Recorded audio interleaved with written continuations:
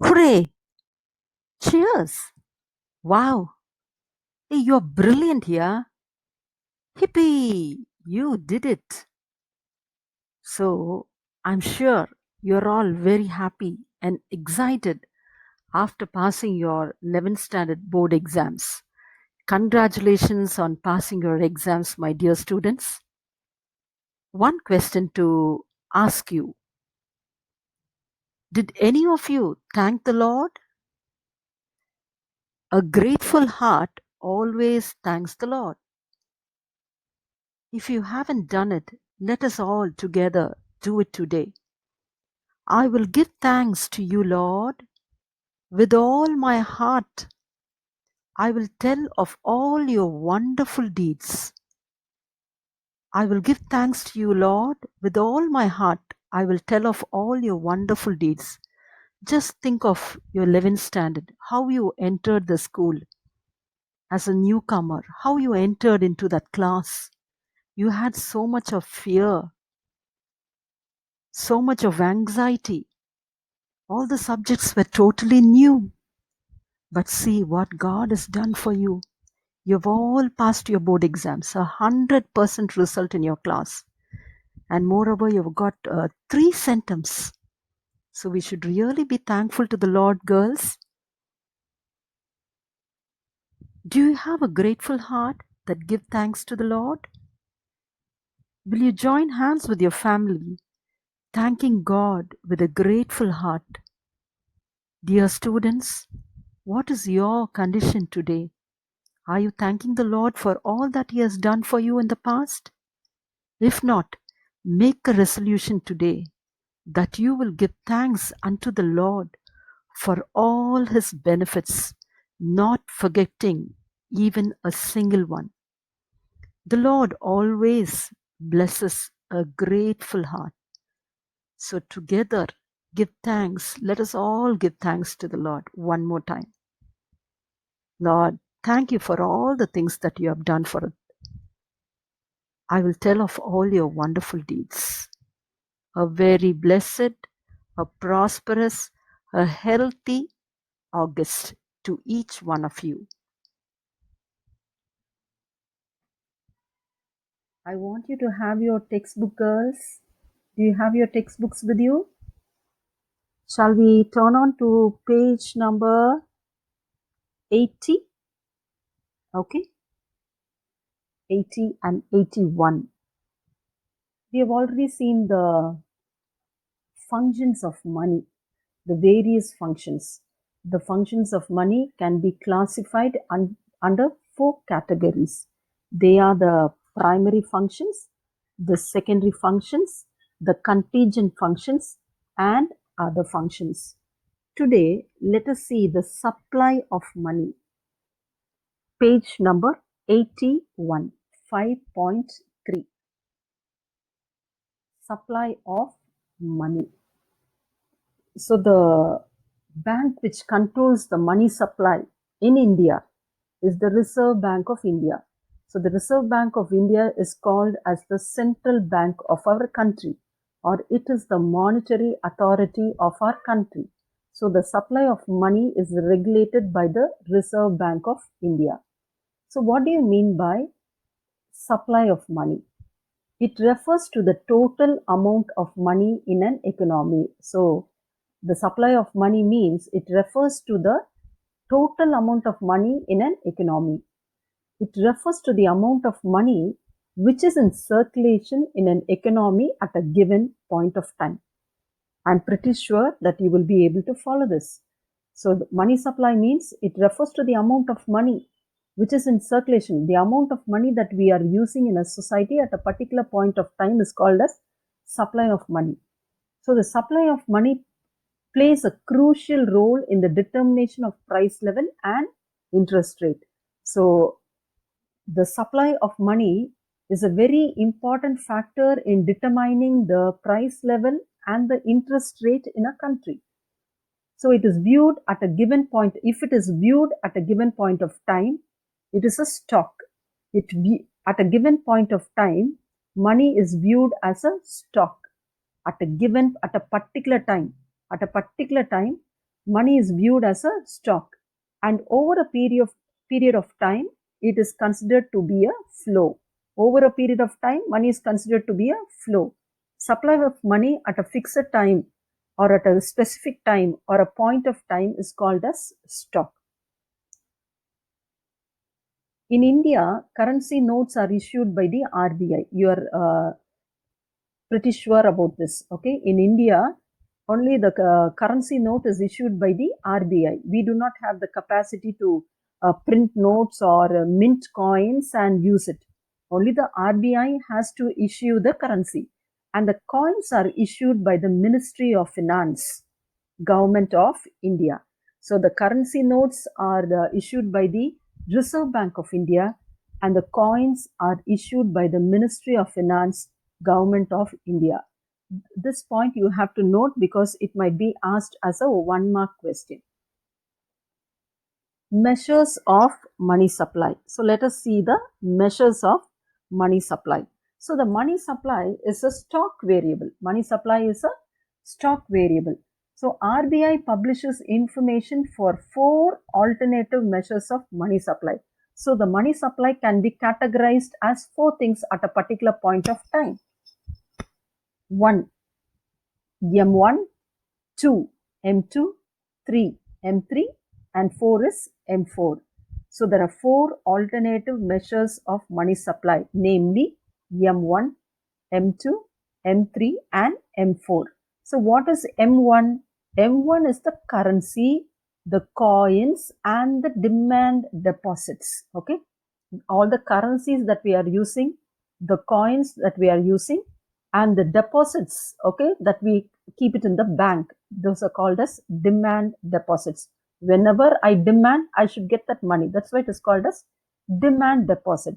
The money that we have in our savings account can be called as demand deposit. So whenever I need money, I just go to the bank. I either give my check or a voucher to withdraw the money. Anytime I can do it. That is only called as demand. Whenever I demand for it, the bank has to give my money.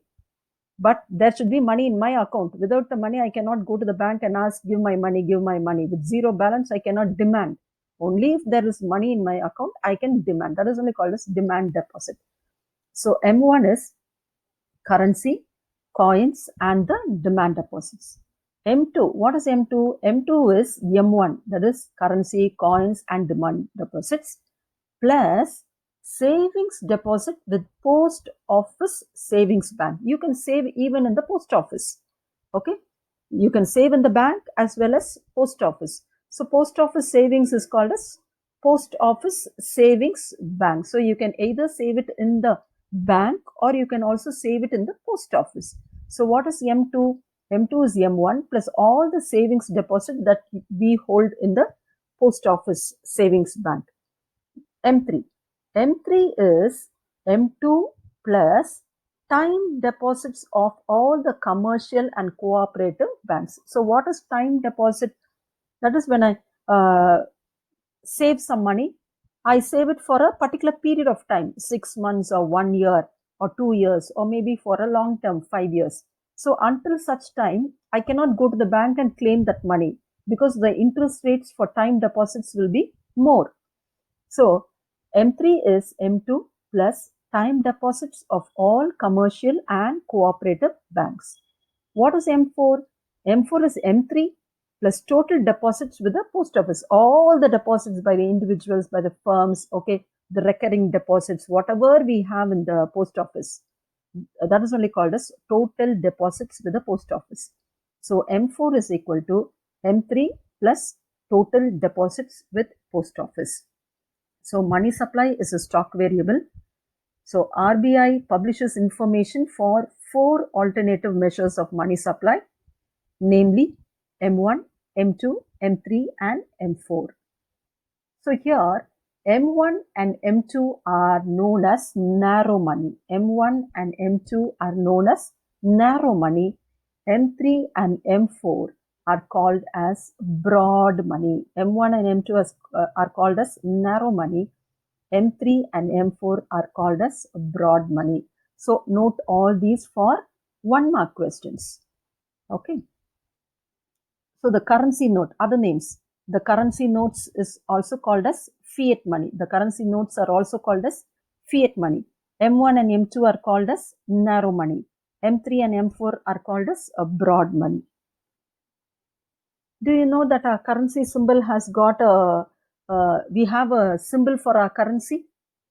Are you all aware of that? We have a symbol for our currency. It was given only very recently. Other countries, 4 countries already have their currency symbols. For dollar you have, for pound you have, then for N you have, in Europe, euro, you have a currency symbol. Whereas in India, till 2010, we did not have any currency symbol. So only in 2010, we started using the currency symbol. This is our currency symbol, okay? So the new symbol was designed by D. Udayakumar. This is Mr. Udayakumar Dharmalingam. So he was the one who designed the currency symbol for our country. He was born on 10th October 1978 in Kallakurichi in Tamil Nadu. Okay, so he is the designer of the Indian rupee sign or the currency symbol. His design was selected among 5 shortlisted symbols. According to Udayakumar, the design is based on the Indian tricolor. So it is similar to the tricolor. We have tricolor. So something similar to that. He is the head of the Department of Design at IIT Guwahati. So this is something about Udayakumar Dharmalingam, who designed the Indian currency symbol. The new symbol is an amalgamation of Devanagari, Ra, and the R without the stem. It is a combination of these two, Ra and R without the stem. The symbol of the Indian rupee came into use on 15th July 2010. So please underline this in your textbook, 15th July 2010. India is the 5th country to accept a unique currency symbol. So India is the 5th country. Already currency symbols are used by America, Britain, Japan and European Union. So India is the 5th country to accept a unique currency symbol. Then we have the determinants of money supply. The determinants of money supply. So what are the factors which determine the money supply in the country? First one is currency deposit ratio, CDR. Then you have the reverse deposit ratio, RDR. Then you have cash reserve ratio, CRR. And the fourth item is statutory liquidity ratio, SLR. So these are the determinants of money supply. In case they ask for a 2 marks question, you just write 1, 2, 3 and 4. This is enough for a 2 marks. In case they ask for a 3 marks question, you have to explain each. Okay. So what is currency deposit ratio? So it is the ratio of money held by the public in currency to that they hold in the bank deposit. So some people will have some amount of currency. They will be holding some amount of currency and they will keep a part of their currency in the bank. Okay, are you able to understand? So currency with the public and currency with the bank. There are two things here. So it is the ratio of money held by the public in currency, as currency, how much people are holding in the hand, and to that they hold in the bank deposits. So what is CDR? It is the ratio. What is CDR? It is the ratio of money held by the public in currency to that they hold in bank deposits. So currency held by the public and the currency held by the public in the bank. Okay. So this is only called as currency deposit ratio. The money held by the individuals to the money held by the individuals in the bank. Next, we have the reverse deposit ratio. Reverse deposit ratio. I'm sorry, reserve deposit ratio. Reserve deposit ratio. Commercial banks keep certain amount of money as reserve in the bank. In those days when we used to play Coco and basketball, for Coco, if there are 9 players, in a team we will be 12. Okay, 9 players will be playing on the field and 3 players will be kept as reserve. Why do they have this reserve? In case of any untoward incident happens to the 9 players, one of the 9 players, immediately a substitute will take the place of the player. So they will have a certain number of players as reserve outside the court. A certain number of players will be playing on the court in the field, and the other players will be kept as reserve, maybe a minimum number, 3 or 4 or 5, depending on the game. Okay, so likewise, even in the bank, a part of the amount must be kept as cash in the bank itself. That is only called as reserve deposit ratio. Commercial banks keep certain amount of money as a reserve in the bank and lend out the remaining money. They cannot use all the money to be lent to others. They cannot lend all the money which is in the bank. A certain part of the money, a certain portion of the money must be kept in the bank as reserve. That is only called as reserve deposit ratio. Reserve deposit ratio depends on 2 things. 1, vault cash in banks. 2, deposits of commercial banks with the RBI. So the reserve deposit ratio depends on 2 factors. One is vault cash in banks, and the other one, vault cash means the amount of money which is held in the vault. Vault means a safe locker. And commercial banks have to keep a part of the money with the RBI. So these are the 2 factors which determine the reserve deposit ratio. The vault cash in banks and the deposits of the commercial banks with the RBI. So what is reserve deposit ratio in short? It is the amount of money that bank has to keep as cash. Next one is cash reserve ratio. Okay, cash reserve ratio. What is cash reserve ratio? Under the cash reserve ratio, a certain percentage of the total bank deposit has to be kept in the current account with the RBI, which means banks do not have access to that much amount for economic activity or commercial activity. Hope you understood this. A part of the money, a certain percentage of money from the commercial bank must be kept with the RBI. So the banks will not have any access to this amount because it belongs to the RBI. So they cannot lend it out, or they cannot use it for any economic activity or commercial activities. So the banks cannot lend the money to firms or individuals or borrowers, and the banks cannot use that money for investment purposes. So that the cash reserve ratio remains in the current account and banks don't earn anything out of it. So the cash reserve ratio is a part of amount which the commercial bank has to keep it in the current account of the RBI, and the commercial bank does not have access to this money which is kept in the current account of the RBI.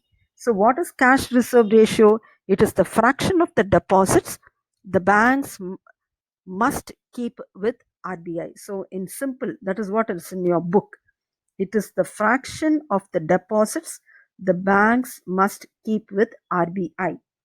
Next one is statutory liquidity ratio. What is statutory liquidity ratio? It is the amount of money that is invested in certain specified securities, predominantly central government and state government securities. Statutory liquidity ratio is a certain amount of money is invested in securities. The securities can belong to the central government as well as the state government. So the banks earn some amount of interest on the SLR. Unlike the CRR, in the CRR, the banks will not get any benefit. They will not get any interest rate. Whereas from the SLR, the banks can get a certain amount of interest. So what is statutory liquidity ratio? It is the fraction of the total demand and time deposits of the commercial banks in the form of specified liquid assets. Liquid asset means capital that can be easily converted into money only is called as liquid assets. So these are the determinants of money supply. 1, currency deposit ratio, reserve deposit ratio, cash reserve ratio, and statutory liquidity ratio. What is currency deposit ratio? It is the ratio of money held by the public in currency to that they hold in the bank deposit. What is reverse reserve deposit ratio? Reserve money consists of two things: vault cash in banks and deposits of commercial banks with RBI. It is the amount of money that bank has to keep as cash. Next one, cash reserve ratio. It is the fraction of the deposits the banks must keep with the RBI. Lastly, statutory liquidity ratio. It is the fraction of the total demand and time deposits of the commercial banks in the form of specified liquid assets. Hope you understood the determinants of money supply.